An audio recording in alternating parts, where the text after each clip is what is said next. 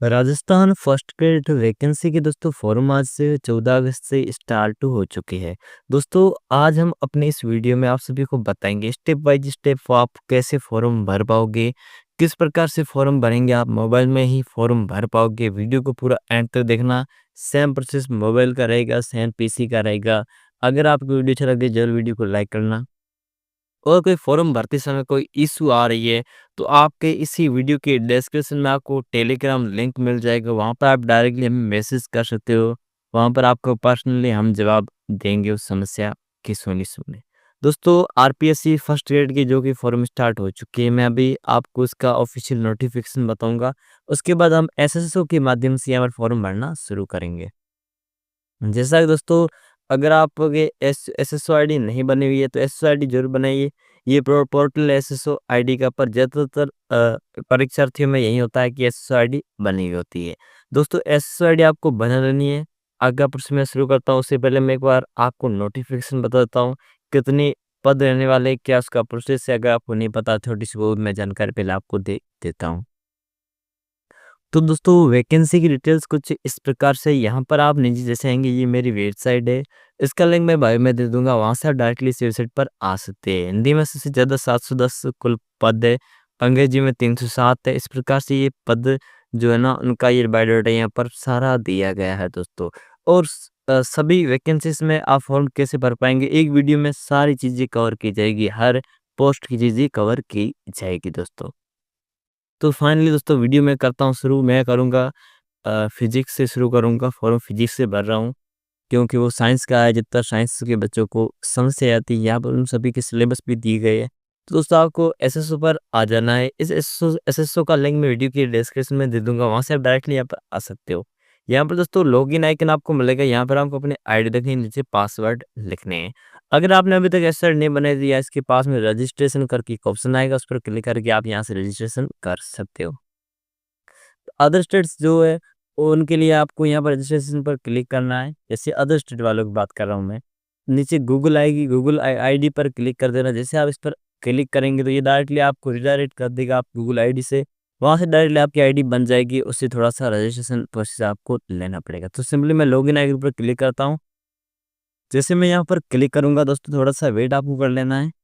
Notification जो इसका है आरपीएससी फर्स्ट ग्रेड का मैं वीडियो के डिस्क्रिप्शन में दे दूंगा, वहाँ से डायरेक्टली दे सकते हो। यहाँ पर आपको अपनी एसएसओ आईडी जो आपने बनाई है वो आपको लिख देनी है, नीचे उसके पासवर्ड लिख देने हैं। फिर आपके यहाँ पर जो कैप्चा स्क्रीन में शो हो रहा है वो सेम सेम साइड देखना देना, लॉगिन आइकन पर क्लिक कर देना है। जिस दोस्तों आप लॉगिन आइकन पर क्लिक करेंगे तो आपकी एसएसओ आईडी लॉगिन हो जाएगी। और दोस्तों जैसे एसएसओ आईडी लॉगिन होगी तो आपके सामने कुछ इस प्रकार से कुछ सर्विस बॉक्स शो होंगे। थोड़ा सा वेट करना है दोस्तों, आपको अभी तक ये खुला नहीं है।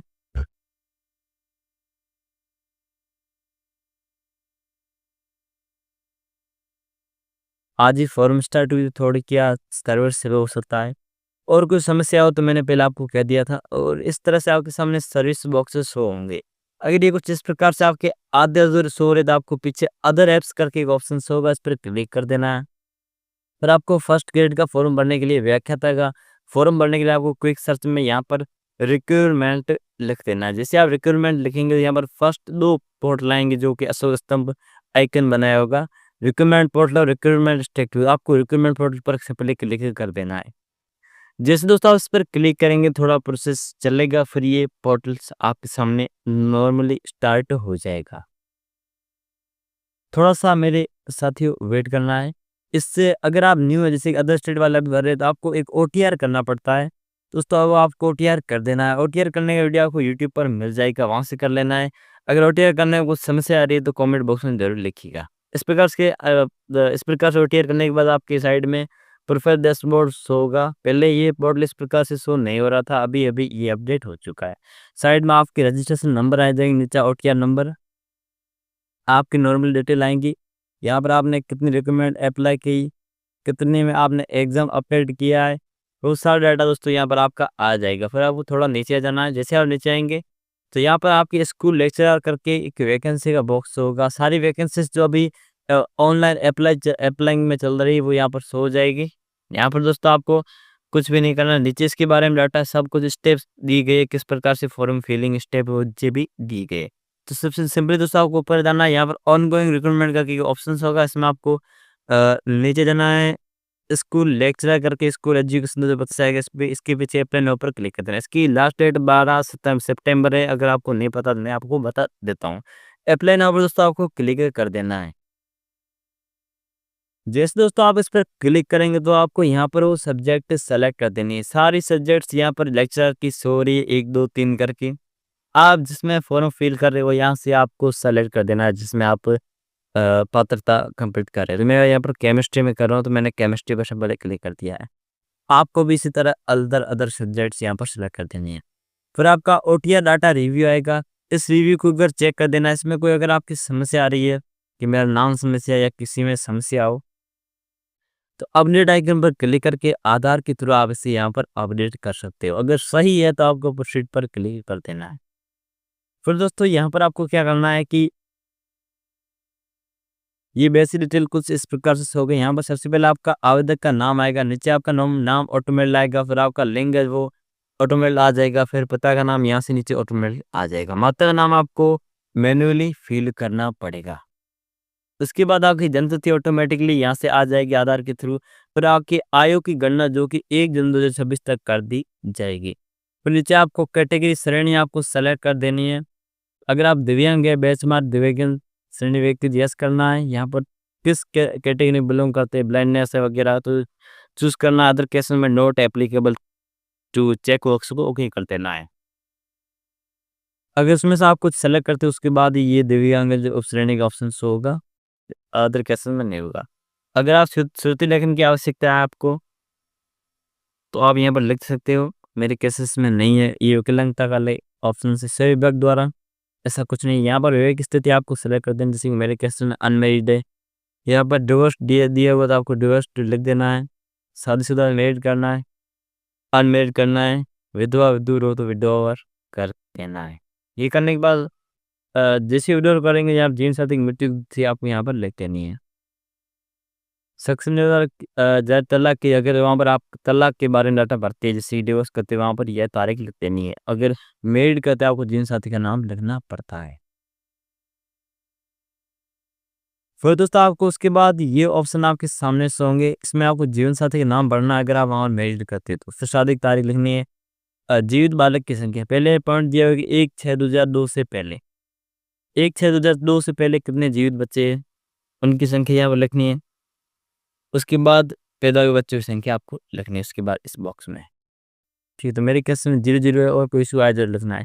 यहाँ पर मोबाइल नंबर आपके ऑटोमेटिक आएगी। अगर आप उसको चेंजेस करना चाहते हैं यहाँ से चेंज कर सकते हैं, मैं नहीं करना चाहता हूँ। अगर आपके व्हाट्सएप नंबर एडिशनल नंबर से यहाँ पर लिख देने, ईमेल आईडी ऑटोमेटिकली यहाँ पर आ जाएगी।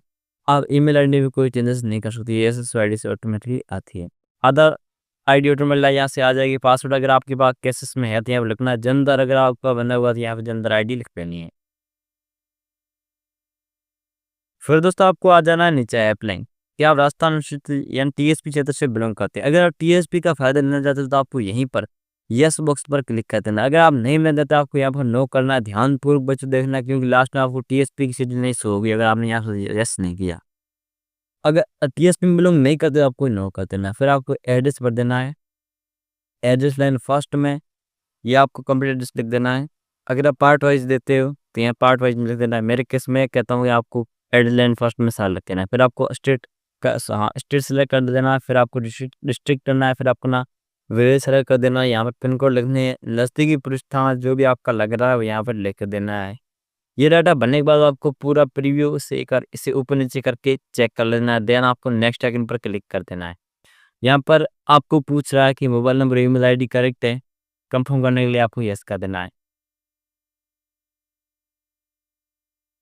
जिस दोस्तों आप यस करेंगे फिर पर्सनल डिटेल आएगी। यहाँ पर आपको गृह जिला भर देना है, गृह ब्लॉक यहाँ से भर देना है, फिर तहसील भर देनी है यहाँ से आपको, और आपको अपना गांव जो आपका विलेज है यहाँ पर सेलेक्ट कर देना है। अगर आप अदर कंट्री से सेलेक्ट हुए हो, आए हो इंडिया में तो यस करना अथवा नो कर देना है। भूतपूर्व सैनिक थे यस करना अथवा नो कर देना है। उत्कृष्ट खिलाड़ी थे यस था नो कर देना है। उत्कृष्ट खिलाड़ी थे तो एनसीसी कैडेट थे यस से अथवा नो कर देना है। ये यस करने के बाद आपको यहाँ पर डाटा पढ़ना पड़ेगा। अगर ऐसा कोई कैंडिडेट है तो आपको मुझे टेलीग्राम पर मैसेज कर दें, मैं आपका अच्छी तरह से मार्गदर्शन करूँगा। वहाँ पे मैं अच्छे से आपका मार्गदर्शन करूँगा। यहाँ पर एनसीसी कैडेट है, यहाँ यस करना अथवा नो कर देना है। फिर आपको नीचे क्या भूतपूर्व कैदी थे, यस करना अथवा नो करना है। किस तारीख से किस तारीख तक आपको पीरियड में वो जेल में मौजूद थे, वो भर देना है यहाँ पर। मेरे केसेस में नहीं है। अगर आप सरकारी विभाग में कर्मचारी थे, यहाँ पर यस करना है। फिर आपको सर्विस नेम लिखनी है, यहाँ पर सर्विस का सारा डाटा आपको भरना पड़ेगा। ये डाटा भरने के बाद अगर आप अतिरिक्त श्रेणी में जैसे रिलीज इमरजेंसी कमीशन ऐसे आरसी क्षेत्र में आते हो, यहाँ पर उस ऑप्शन को चूज़ करना है। मेरे केस में नहीं है, मैं अगर चूज़ करता हूँ तो यहाँ पर चूज़ कर सकते हो। मेरे केस में नहीं तो मैं यहाँ पर नेक्स्ट आइकन पर क्लिक कर देता हूँ सिंपली, ये डाटा चेक करने के बाद।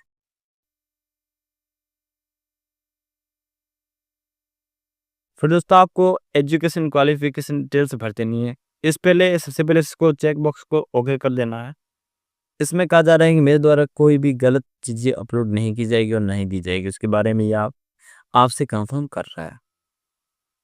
फिर यहाँ पर आपको 3 टाइप चीज़ें यहाँ पर फिल करनी पड़ेगी।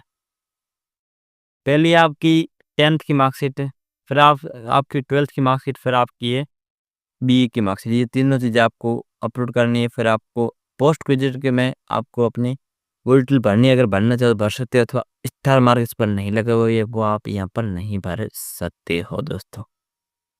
तो सिंपल दोस्तों मैं इस प्रकार से ये डाटा भर देता हूँ। सब्जेक्ट ग्रुप में आपको सब्जेक्ट्स लिखने, जैसे कि मेरे 10th में ऑल सब्जेक्ट होती है, 12th में जो स्ट्रीम थी, जैसे मेरी साइंस थी, वो स्ट्रीम आपको लिख देनी है, ठीक है। ग्रेजुएट में बीए होगा, बीएससी होगा, वो लिखना है यहाँ पर विषय ग्रुप में। और पोस्ट ग्रेजुएट में MSc chemistry, MSc physics, MA Hindi, MA English, इस प्रकार से आपको लिख देना है। इसके पीछे दोस्तों आपके यहाँ पर यूनिवर्सिटी में किस यूनिवर्सिटी से की है, जैसे 10th और 12th की बोर्ड नेम लिखना है। जैसे मेरा आरबीएसई बोर्ड था, सीबीएसई बोर्ड होता है, इस तरह से। ग्रेजुएट में आपको यूनिवर्सिटी लिख देनी है, जो आपकी यूनिवर्सिटी एग्जाम तौर पर जेएनयू है, आरयू है, लीयू है, इस प्रकार से। इस वजह से यहाँ पर डाटा भर देना है। फिर रोल नंबर 10th का, 12th का, बीए का, ये फिल करना है। फिर आपको परीक्षा परिणाम क्या परसेंटेज है, ग्रेड सीजीपीए यहाँ पर लिख देना है। किस ईयर में आपने ये उत्तीर्ण की, उसके बाद आपको अपने परसेंटेज कितने प्राप्त किए, इस प्रकार से आपको लिख देने हैं। ग्रेजुएट डिटेल में आपको यहाँ पर रिजल्ट अपडेट का ऑप्शन मिलेगा। इससे ये फाइनली क्लियर हो जाएगा कि आप बीए कर रहे हो अभी, ठीक है। ग्रेजुएट में आपको बीएड की डिटेल इसके साथ लगेगी, एक बार आपको ध्यान ले देना है, ठीक है। ये डाटा फिल कर देना और कोई इशू जरूर कमेंट बॉक्स में लिखना है। ये डाटा भरने के बाद आपको नीचे जाना है, देन नेक्स्ट आइकन पर क्लिक कर देना है। तो मैं डाटा पहले एक बार भर देता हूँ, उसके बाद आगे का ऑप्शन मैं आपको बताता हूँ। दोस्तों ये डाटा भरने के बाद आपको नेक्स्ट आइकन पर क्लिक कर देना है। तो मैं सिंपली यहाँ पर नेक्स्ट आइकन पर क्लिक कर देता हूँ, फिर थोड़ा डाटा ये भर देता हूँ, ठीक है। यहाँ पर नेक्स्ट आइकन पर क्लिक कर देना। इससे आप क्लिक करेंगे तो यहाँ पर ओटीपी के द्वारा आपको इसे वेरीफाइड कर देना है। तो यहाँ पर मैं सेंड ओटीपी पर क्लिक करके पूरे रिजल्ट को एक बार ओटीपी से वेरीफाई कर देता हूँ। उसके बाद मैं नेक्स्ट प्रोसेस पर लेकर जाता हूँ। मैंने सेंड ओटीपी पर क्लिक कर दिया। ओटीपी आपके मोबाइल नंबर और आपकी ईमेल आईडी पर भेज दी गई है दोस्तों। तो मैं यहाँ पर इन दोनों में से आपको एक जगह पर ओटीपी मिलेगी, वो आपको ओटीपी यहाँ पर लगानी है। सेम सेम ओटीपी दोनों जगह पर भेज जाएगी, ये आपको ध्यान पर रख देना है।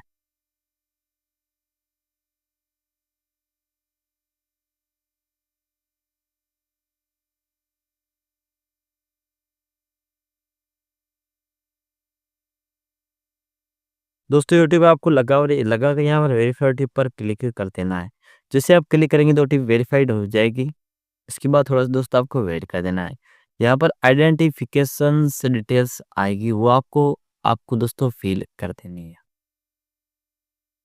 थोड़ा सा दोस्तों आपको वेट करना है, देन थोड़े से वेट के बाद आपका सारा प्रोसेस मैं यहाँ पे आपको आगे बताता हूँ। दोस्तों इस प्रकार से आपकी फोटो, सिग्नेचर और लेफ्ट थंब इम्प्रेशन यानी लेफ्ट अंगूठा सही से करके वो पेज पर आपको लगाना है। फिर उसका फोटो खींच कर या स्कैन करके आपको यहाँ पर लगाना है। जो आपकी फोटोग्राफ है ऑटोमेटिक आपकी जो ई केवाईसी होती है ना, ओटीआर होता है, उसमें लाइव इमेज से आती है, वो ऑटोमेटिक ला जाएगी। फिर आपको सिग्नेचर फोटो खींच के यहाँ पर अपलोड करने हैं। इमेज की साइज, सिग्नेचर की साइज आपको क्लियरली सिग्नेचर करनी है, 20 से 25 KB के बीच की होनी चाहिए सिग्नेचर और लेफ्ट थंब की।